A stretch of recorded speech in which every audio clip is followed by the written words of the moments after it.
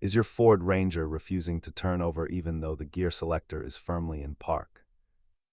80% of these cases are caused by a faulty transmission range sensor, often called the neutral safety switch. Let us break down the diagnostics to get you back on the road.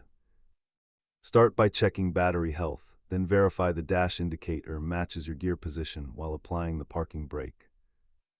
The main culprits are usually a stretched shift linkage, a failing safety switch, or a worn ignition cylinder. A quick test is to try starting in neutral. If it fires up there, your safety switch needs adjustment. Minor adjustments are manageable for most DIYers, but internal transmission issues should stay in the shop. Repair costs vary wildly, starting from simple relay swaps to more expensive starter or switch replacements. If the problem persists, use a multimeter to verify power at the starter signal wire during the crank cycle.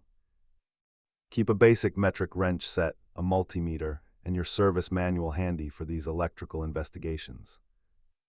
Always remember to verify the simple mechanical connections before spending money on expensive electronic modules.